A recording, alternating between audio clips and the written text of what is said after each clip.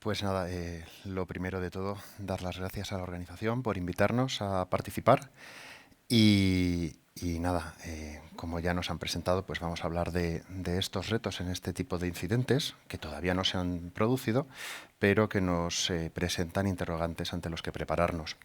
Eh, sobre quién soy yo, pues yo soy responsable de ciberseguridad para entornos industriales en Iberdrola y colaborador del Centro de Ciberseguridad Industrial con los que además colaboro dando esta charla. Y cuando hablamos de grandes incidentes, que siempre hablamos de los temas así más ciber, nos tenemos que ir al mundo real. Es decir, ¿qué hablamos de grandes incidentes? Todos aquellos que pueden tener un gran impacto tanto hacia la población como al medio ambiente, como hacia los trabajadores de las instalaciones, a las propias instalaciones y también reputacional hacia las empresas, ¿no? Esto ya vino regulado en España por la Ley de Protección de Infraestructuras Críticas en el año 2011 y su Real Decreto. Posteriormente se apoyó además en la NIS, en la Normativa Europea sobre Seguridad de la Información, que en España tuvo la generación del documento de la Guía de Notificación y Gestión de Ciberincidentes de 2019. Pero antes de empezar con la ciber, vamos a hablar sobre los incidentes industriales, porque es necesario ponernos en contexto. El primer gran incidente del que hablamos es del año 76 y se produjo en una localidad de Italia llamada Seveso. Hubo una explosión en una planta química y se emitieron unas dioxinas que se propagaron y contaminaron las aguas y las hortalizas, alimentos de la zona. No había mecanismos de alerta, no había mecanismos de que obligaran a informar, etcétera, sino que cuando ya se vio lo que pasó, tuvieron que reaccionar, ¿no? Además, la zona no estaba excesivamente lejos de Milán. Y cuando ya se vio en la magnitud y se entendió lo que estaba pasando, empezaron a evacuar. Evacuaron a más de 700 personas de esa localidad, que no era muy grande, y a posteriori se vio que murieron muchos animales y más de 5.000 personas presentaron enfermedades. Este fue el germen de la seguridad industrial. Seguridad en cuanto a los sistemas de control, en cuanto a las formas de operar y mantener y en cuanto a la gestión de las emergencias como tal. Eso derivó en un decreto de la Comunidad Europea en el año 82. A España no se traspuso hasta el año 89. Y esta es una legislación, de hecho, que ya va por su tercera revisión, muy exhaustiva. El otro caso, para ponernos en contexto, es en la industria nuclear. Pasó en el año 79, el 28 de marzo, en la localidad de Harrisburg, en Pensilvania, en la planta de Three Mile Island. No nos vamos a meter en la explicación del desarrollo del accidente nuclear, pero lo podemos resumir en que hubo una cadena de fallos humanos y un diseño que se vio insuficiente, que con el tiempo se mejoró muchísimo en todos los reactores que existen en la actualidad y provocó una fusión parcial del reactor. Este fallo en el reactor produjo altos niveles de radiación en la planta. En este caso ya había unos protocolos de emergencia bastante bien marcados. Tan es así que el ingeniero de planta, el supervisor de sala, Gary Miller, tomó la decisión de activar por primera vez en la historia el plan de emergencia nuclear en la industria de Estados Unidos. En este momento, uno de los protocolos era vamos a medir en el exterior. Se vio que la radiación era baja, pero se evidenció cómo la parte, por ejemplo, de gestión externa del incidente era muy deficiente. Los portavoces de la empresa no estaban preparados para el tipo de mensaje que tenían que transmitir. De hecho, en este caso, por ejemplo, de esta persona, su reacción fue muy negativa. En plan, oye, estamos trabajando internamente, no sé por qué te tengo que dar tantas explicaciones. Esto a intervención contra los periodistas que estaban cubriendo el asunto. ¿Qué ocurrió? Que además incluso se negó el que hubiera radiación. No es que hubiera baja, es que se dijo que no había. Y además, 12 días antes se había estrenado una película llamada El síndrome de China sobre un accidente en una planta nuclear.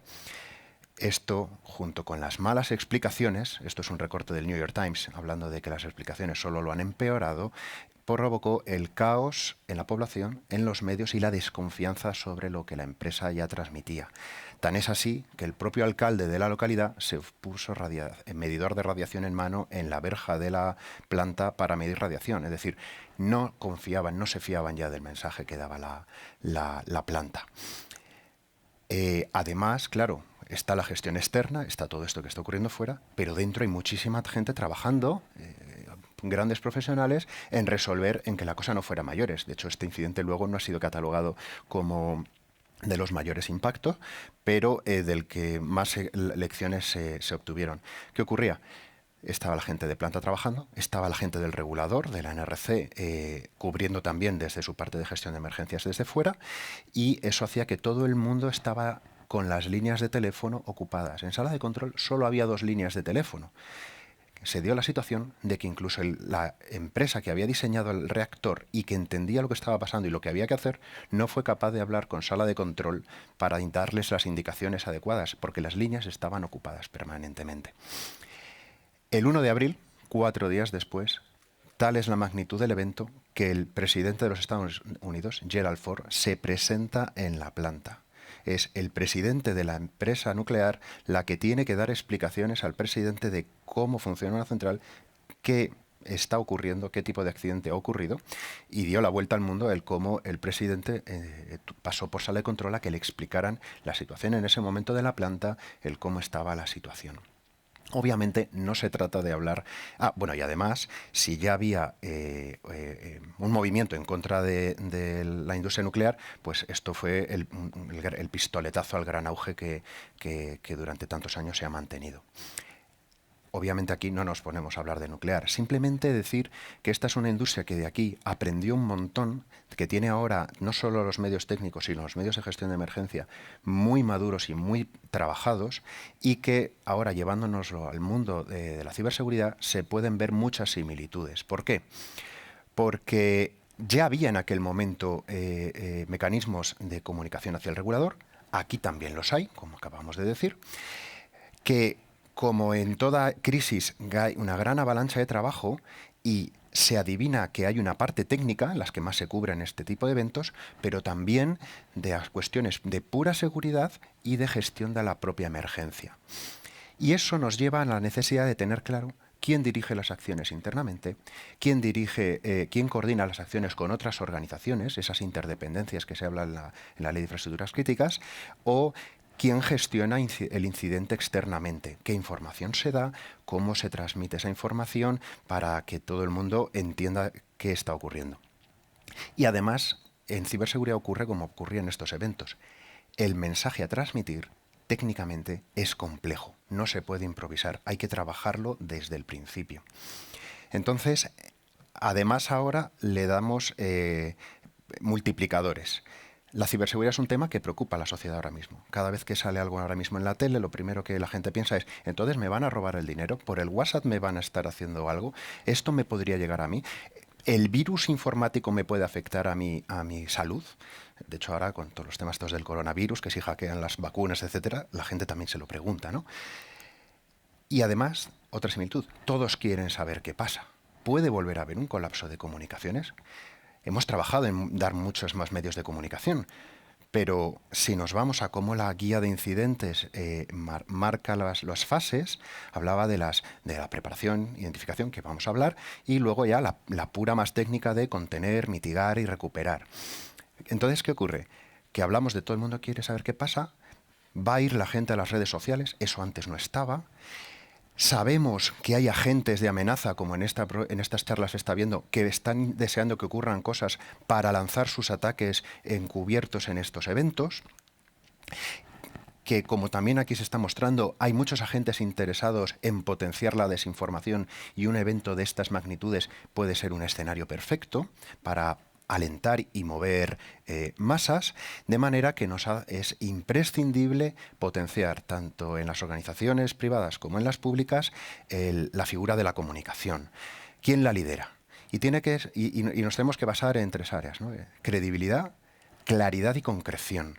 No se trata de enrollarnos, no se trata de pero sí de dar mensajes que no sean mentira, pero que den la información concreta que se necesita. Y además, por el efecto de estas redes, los comunicadores tienen que ser identificables, que cuando habla fulano es al que hacemos caso y los demás no les vamos a hacer ese caso. Lo cual nos llevaba desde el Centro de Ciberseguridad Industrial a decir, oye, esta cadena necesita que la parte de la comunicación no sea una etapa más, ¿no? Sino que sea algo que vertebre todas y cada una de las mismas. De hecho, en la preparación de esta charla, cuando ya se estaba terminando, supimos que se había, en octubre de este mismo año, elaborado por el CCN la Guía de Buenas Prácticas de Cibercrisis. Y aquí, pues oye, nos congratulamos de ver que ya la parte de la comunicación se estaba identificando dentro de esa área preeminente que se debe tener en cuenta.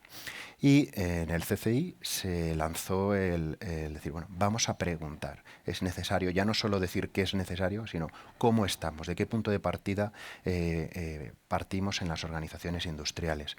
Y se consultó al ecosistema CCI en cuanto a entidades finalistas, ¿no? Es decir, no ingenierías, no consultores, etcétera, sino utilities y distintos sectores que ahora vamos a ver. Entonces, en una primera respuesta, el objetivo es hacer un estudio el año que viene completo, pero en este poquito tiempo para la presentación de esta charla ya contamos con 31 respuestas entre España y Latinoamérica y la verdad es que con una cobertura muy amplia, como podéis ver, desde sectores eléctrico, alimentario, transporte, tecnologías de la información, oil and gas, etcétera, muy variado. Y además con empresas de mucho tipo, es decir, desde grandes corporaciones a medianas empresas y con distinto alcance, desde alcance regional a multinacional. Entonces, yendo a qué se ha preguntado, qué ha contestado el sector, de cara a la organización, cómo se organiza la ciberseguridad, que sigue siendo una cuestión importante dentro de las empresas. Pues en cuestiones generales se ve que sigue estando mayoritariamente en el área de tecnologías de la información, es decir, aquellos que ya se desarrollaron antes están empezando a cubrir también la parte de las instalaciones. También es verdad que hay otras quizás con más madurez, que llevan en la industria más tiempo, que lo tienen integrado en planta o en áreas de seguridad corporativa, y sí que preocupa que todavía hay áreas que consideran que todavía no lo tienen integrado.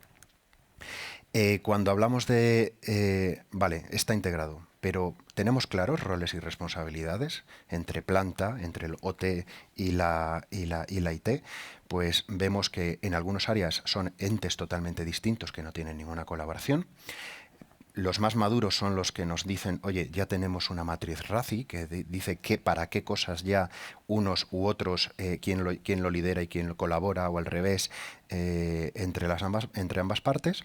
En otras es IT quien asume labores de planta, y en algunas también se reconoce que IT hace sus cosas y no se sabe lo que hace OT. Y damos otro salto, es decir, ya no solo la ciberseguridad en la empresa. Cuando ocurre un ciberincidente y tiene este impacto, ¿quién va a liderar esto, no? Ponemos en el contexto de quién lidera una gestión de incidente como algo que se sale de lo normal. Pues aquí vemos variabilidad, desde organizaciones que dicen, oye, en planta manda operación y seguirá siendo operación, en otras en las que dicen, es operación, pero le pasaremos a ciberseguridad los sistemas que puedan estar afectados para que los gestionen ellos, hasta los extremos más maduros en los que hay ya una organización de emergencias constituida y asumirá la parte de ciber, o hay un comité nacional o regional que también gestiona esta parte. Yéndonos a capacidades técnicas, preguntábamos qué monitorización estamos teniendo, ¿no? La NIS lo pide, ella es una evidencia, es decir, no puedo controlar, no puedo hacer acciones sobre algo que no sé cómo está, ¿no? Y vemos mucha variabilidad. Y desdoblamos la pregunta sobre sistemas de IT y sobre sistemas de OT, y aquí lo que vemos es que sigue habiendo una parte significativa de organizaciones que indican que no tienen ningún tipo de monitorización en la parte industrial, y luego distintas variabilidades entre parcial o completo, con distintos repartos entre quien lo tiene todo internamente o interno y externo. No se trata de decir qué es lo mejor, sino evidenciar la diversidad que hay. Y como un paso más allá, ya no solo que monitoreo, tengo un equipo preparado para responder a estos incidentes.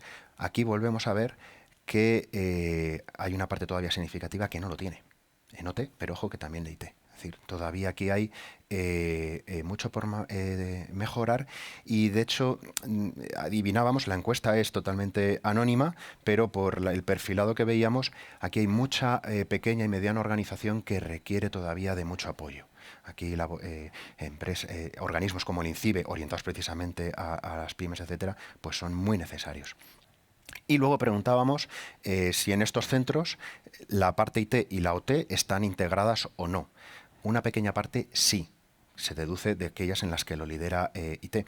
No es necesariamente el no malo, sino que puede haber también organismos a nivel de la planta que lo respondan, como ya hemos visto. Yendo a temas más técnicos de preparación, una de las primeras que ya se evidenció en estos entornos es, oye, ¿hay salas para reunirse cuando hay una emergencia? ¿Hay medios de comunicación cuando hay específicos para utilizar cuando hay una emergencia? Pues hay un poco de variabilidad, si bien prima la de están identificados, pero no son exclusivos, son compartidos con otras necesidades. Y preguntábamos también por qué tecnologías se usan para el caso de requerir apoyo externo. Aquí la respuesta múltiple, pues bueno, principalmente VPN apoyándose en otras tecnologías. Los más maduros, por ejemplo, ya empiezan a usarse tecnologías PAM más específicas para atender a sistemas industriales. Luego se preguntaba, oye, sobre la monitorización que estamos haciendo, ¿eso nos da una capacidad de análisis forense? Pues aquí todavía las capacidades, la respuesta negativa es muy amplia, ¿no? Es decir, monitorizo, pero eso no me va a dar capacidad a posteriori para investigar qué ha ocurrido o tener soporte de externos que puedan utilizar esa información.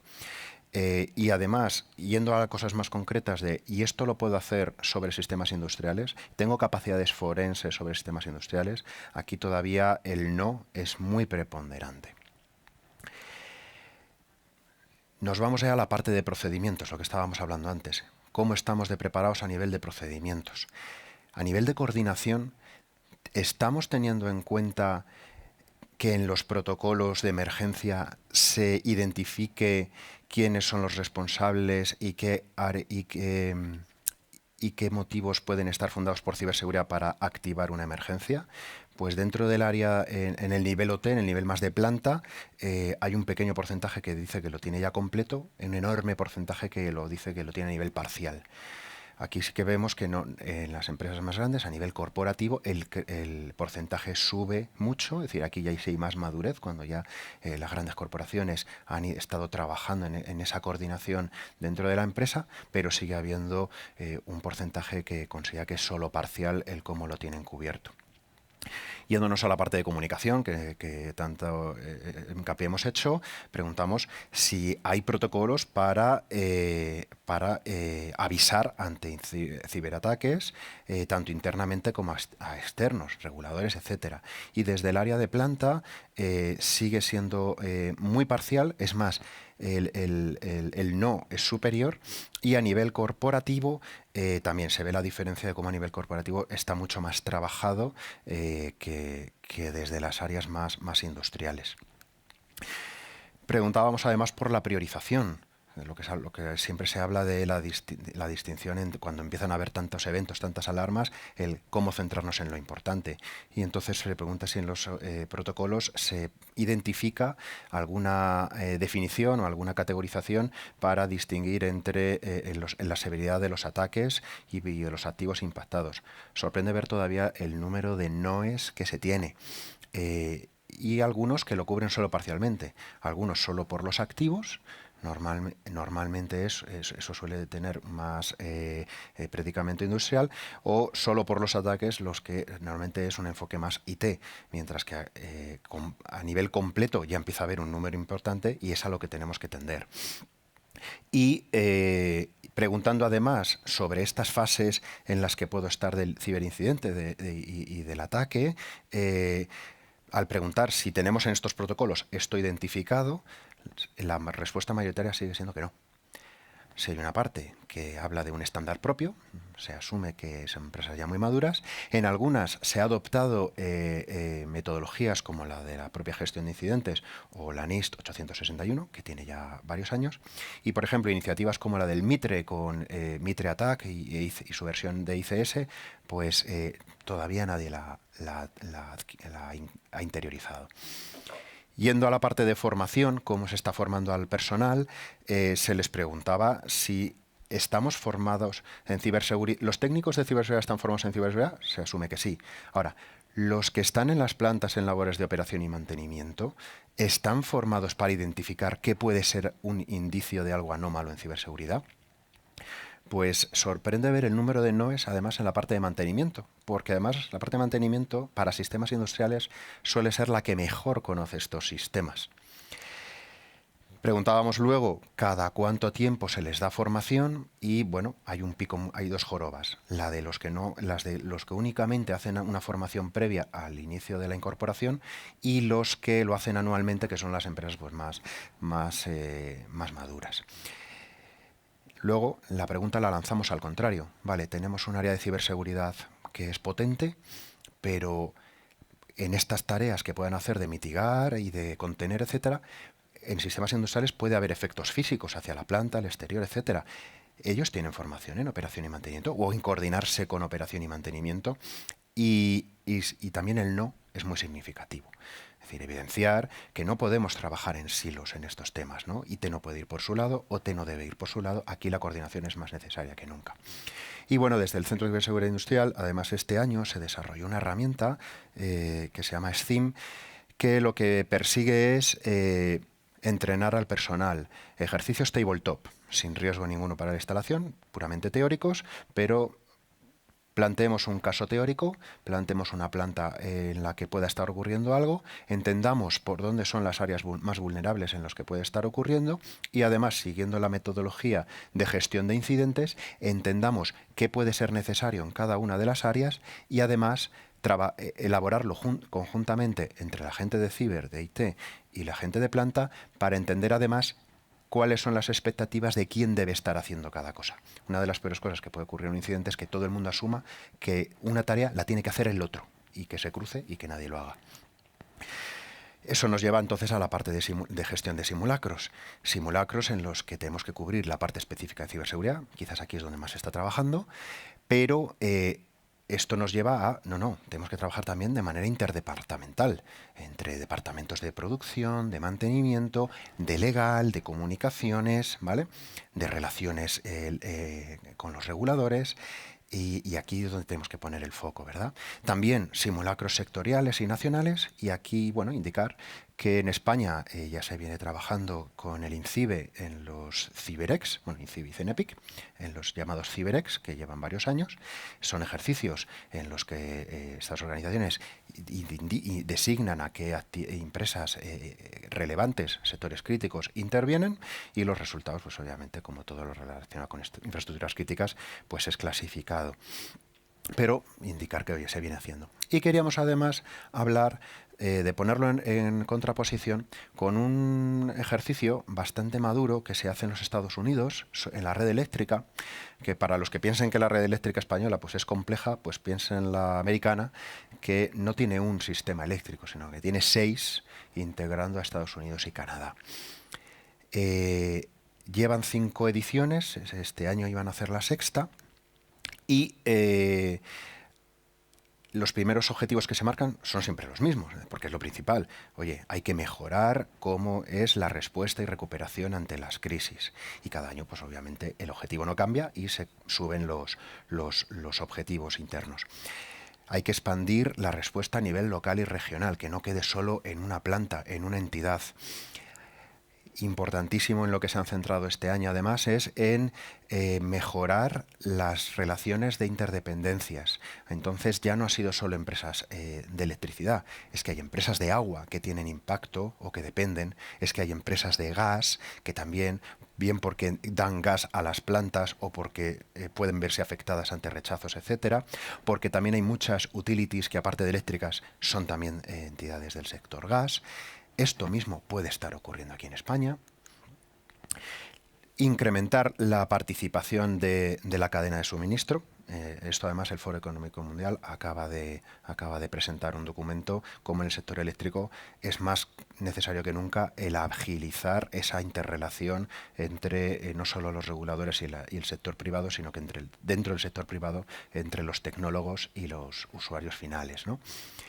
Y el objetivo 5, aunque es el número 5 y parece menos importante, lo desarrollaron en varios epígrafes y lo traemos a colación precisamente por esto, porque hablaban de tenemos que mejorar los planes de comunicación interna, tenemos que mejorar los planes de comunicación externa dentro de la industria eléctrica, de comunicación externa con otras industrias no eléctricas, pero que se pueden ver afectadas, y también con comunicaciones externas con otras infraestructuras críticas, ¿no?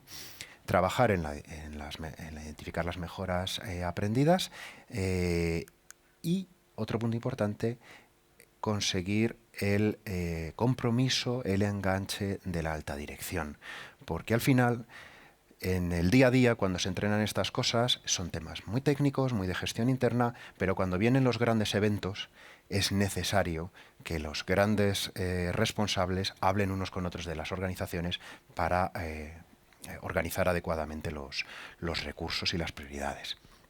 En esto también se consultó al ecosistema y se preguntó, oye, ¿la parte ciber se está integrando ya dentro de los ejercicios de respuesta que sí que hacen ya los entornos industriales?